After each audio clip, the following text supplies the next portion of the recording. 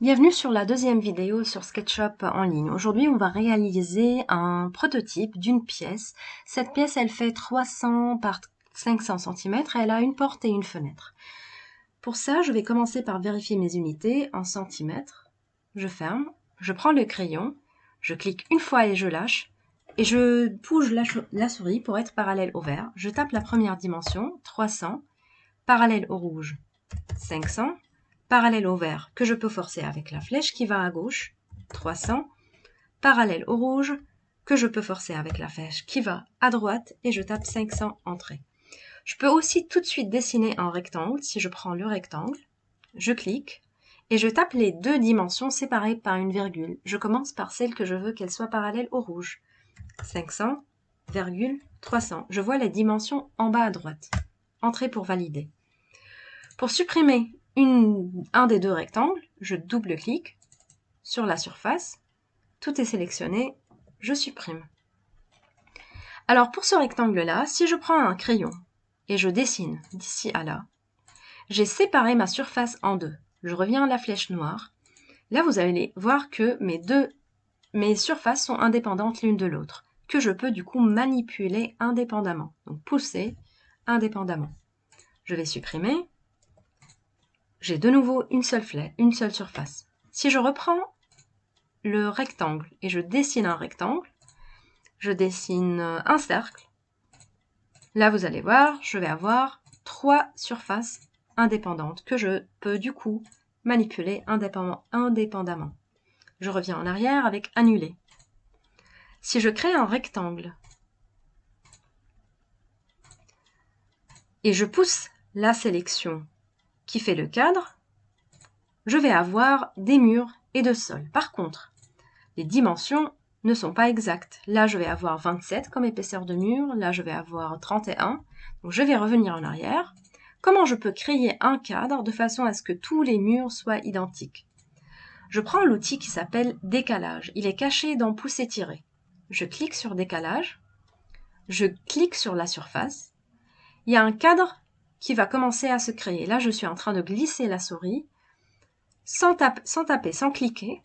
Je glisse tout simplement la souris. Si je veux que le cadre soit à l'intérieur, je garde ma souris, voilà, mon curseur à l'intérieur. Et si je veux que ça soit à l'extérieur, je garde ma souris à l'extérieur. Admettons qu'on a mesuré la pièce de l'intérieur. Donc je décale à l'extérieur et je tape l'épaisseur du mur. Admettons 15 cm. 15, entrée. Je prends le mètre pour vérifier. D'ici à là, j'ai 15 cm. D'ici à là, c'est bien 15 cm. L'intérieur, c'est toujours 300 par 500. Donc, je reviens à la flèche, je sélectionne mon contour et je pousse vers le haut avec pouce-étiré de la hauteur de ma pièce, on va dire 250. On le voit en bas à droite. 250. Je mesure d'ici à là 250. Admettons que du coup, on va créer une porte là et une fenêtre en face. Du coup, je vais prendre le mètre et cette fois-ci, je vais créer un guide avec mon mètre. Je clique sur l'extrémité et je vais à droite et je tape par exemple 50 cm. Il y a un point qui a été créé. À partir de ce point-là, je peux commencer ma porte. Donc je prends le crayon, je clique, je me déplace verticalement et je tape la hauteur de ma porte. 200, entrée. Parallèle au rouge, je tape la largeur de la porte. 80, entrée. Parallèle au bleu, que je peux forcer avec la flèche de mon clavier qui monte et je tape 200, entrée. Cette face-là, je peux la pousser. Si je la pousse vers l'extérieur, je crée une volumétrie et si je la pousse vers l'intérieur, je vide une volumétrie. Je vais la pousser de l'épaisseur du mur que j'ai créé. 15, entrée, et j'ai une ouverture. Ce point-là, je n'ai plus besoin. Je peux supprimer ce point-là en cliquant sur les lunettes à droite, affichage, supprimer les guides, et il n'est plus là. Je vais tourner de l'autre côté et je vais créer mon ouverture de fenêtre. Donc je peux prendre le guide, le mètre, je commence, d'ici à là, je tape par exemple 100 entrée, d'ici à là, je tape 100 entrée. Je peux monter vers le haut pour avoir un point de démarrage. Je force la verticalité avec la flèche. 100 entrée. Verticalement. 100 entrée. Comme ça, j'ai centré ma fenêtre. Je prends le crayon et je rejoins ce point-là à ce point-là. Vers le haut. Admettons 100 aussi. Ici, je peux faire 100 et je ferme. Les pointillés, les guides, je n'ai plus besoin. Je supprime les guides. Et là, j'ai une surface indépendante que je peux pousser.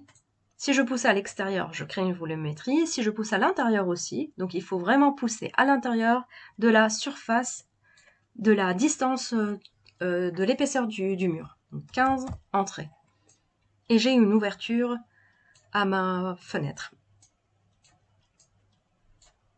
Je peux faire pareil en utilisant les guides, mais cette fois-ci, au lieu de cliquer en bas, je peux cliquer sur des points rouges.